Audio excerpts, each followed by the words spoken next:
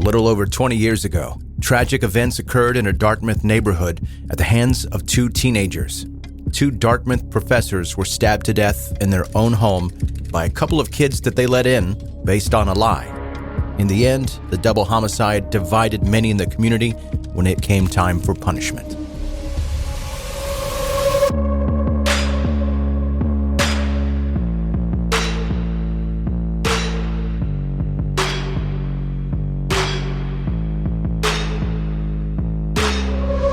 Welcome to 10-Minute Murder, brief and bingeable true crime. I'm Joe, the host, and thank you for being here. I'm really excited that you've chosen to listen to the podcast today, and I want to remind you that if you aren't connected to me on social media, we should be connected on social media. So go to 10minutemurder.com for links if you need those, or you can just type it in 10-Minute Murder into the search bar wherever you're trying to follow the show, and it'll pop right up. Also, and even more importantly, especially if you're new to listening, subscribe to 10-Minute Murder so that you can more easily find it and always get the newest episodes. And you ever see something and it upsets you for no reason whatsoever? I saw a TikTok video of some kids that were playing with a phone, an actual landline phone, and they were shocked that it worked and kept calling each other from it saying, "I can hear you." Of course you can hear them, it's a phone. And it doesn't help when my own child he talks about some new trend or whatever, and I have no idea what he's talking about. And I say, I don't know what you're talking about. And he says, "That's because you were born in the 1900s. He's got a mouth on him. The point is, kids do dumb stuff. And we've all been kids, so you know that's a fact. We've all done dumb stuff as kids. But those dumb things can range from the TikTok video that I mentioned to actual murder. The murder is thankfully way less common, but it does happen. And that is what we're talking about in today's story.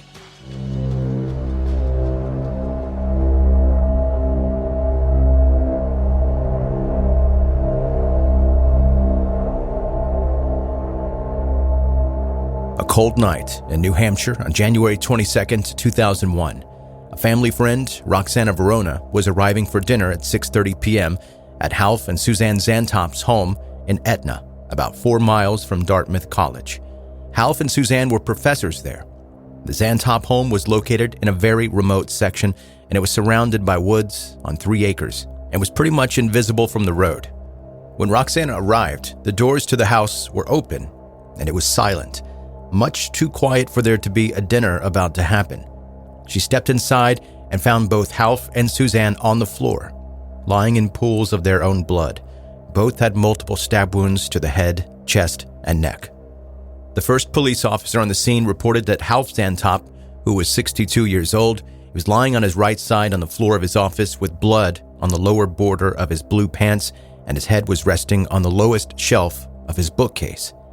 Blood was dripping from Suzanne's head as she lay on the floor next to the office entrance. She was 55 years old. A garbage can was overturned. Papers were all over the place, along with other indications of a struggle, like a desk chair tipped over to one side. The computer screen showed a name and address search engine on the internet with all of the fields empty. 2 bloody fingerprints, prints from a bloody shoe, and 2 separate knife sheaths with black straps were also found. They were for a particular commander knife with a 7-inch blade length. Half's wallet seemed to be the only thing missing from the scene, and because nothing else was stolen, burglary was quickly ruled out as a motive. Given that this was Dartmouth College and the Zantops were the sort of individuals who appeared to have no enemies, the murders were especially frightening. They were very popular in the community and immigrated from Germany 25 years previously. Suzanne and Half had 2 successful daughters, Veronica and Mariana. They also had a large social circle and frequently hosted dinner gatherings. They were reported to be loving, friendly, and kind, always willing to provide a helping hand. They were beloved by all of their Ivy League schools' faculty members and students. Because this case was so strange, it piqued curiosity across the country, as detectives were continuing to investigate any lead that they could find. They returned to the knife sheaths that had been left at the scene. A sales record revealed that knives had been acquired in January 2000 by a pair of teens, James and Robert. Police tracked them down. James Parker and Robert Tulloch chose the Zantop's home randomly. They knew almost nothing of the couple before knocking. They went to the Zantop's residence pretending to be students conducting a study on earth science, with the goal of getting access to Half's bank account. They wanted to escape to Australia and figured they'd need about $10,000 to do that. The teenagers unknowingly employed the perfect ruse when they knocked on the Zantops' door. They pretended to be students conducting an environmental survey. The Zantops had met in the mid-60s while at Stanford, and during that time, Half earned his PhD in geology, and that's exactly what he taught at Dartmouth. James and Robert had recently purchased the 2 military-style commando knives over the internet, which they had concealed in a backpack. The professor was excited to invite the 2 students in and discuss their survey. Suzanne kept busy preparing the meal for the dinner party in the kitchen. When the teens began to question Half for their fake survey, Half informed them that they appeared to be very underprepared, which infuriated Robert. He took out his knife and angrily slashed Half across the chest and face, cuts that would prove to be fatal. When Suzanne came from the kitchen to see what was going on, she was attacked as well.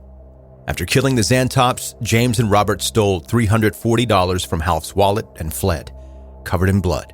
The 2 bodies left at the scene were not discovered until later that evening, when, as I mentioned before, Roxana Verona arrived at 6:30 for the dinner. Police initially had no leads or witnesses, but found the footprints and the knife sheaths, and those sheaths were traced back to James Parker, and he told police that he had bought them with Robert to build a fort, but he later sold them. Police left and went to question Robert at his home. Obviously, they told him he was under no obligation to speak to them and had a right to an attorney, but he spoke anyway. Robert told the same story as James. He even offered up his own fingerprints and boots for matching purposes. When asked about a deep cut that he had above his right knee, he said that he hurt himself by tripping on a rock and cutting his leg on a metal water spigot. James and Robert left their houses the following morning. Their parents called the police, probably because of a note that James left saying, quote, "Don't call the cops." During that time, police had matched the boot prints found at the crime scene to the ones that Robert volunteered.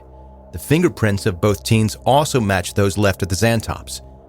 The 2 fled to Massachusetts in Parker's automobile before abandoning it and attempting to hitchhike to California.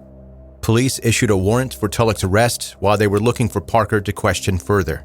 The 2 managed to reach New Jersey when a truck driver going to Indiana gave them a ride west and radioed their location to the authorities. In response, a policeman pretended to be another truck driver.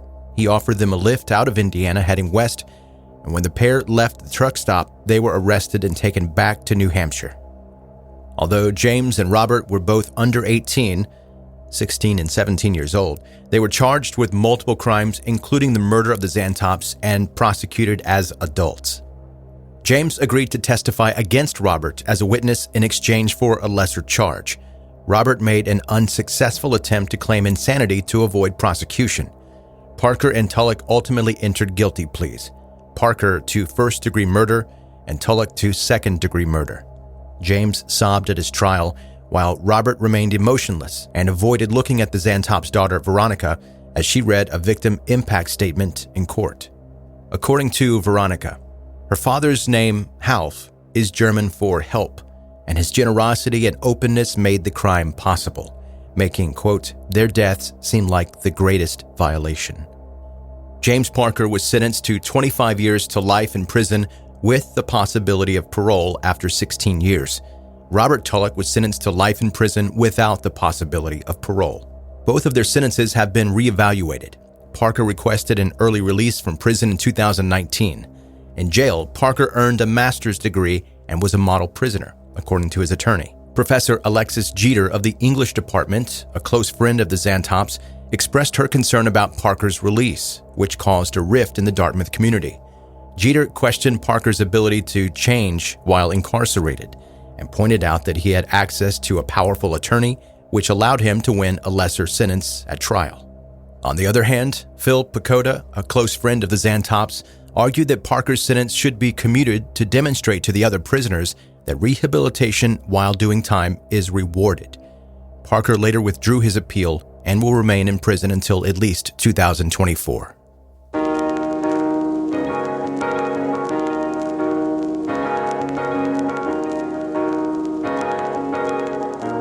That's 10 Minute Murder for today.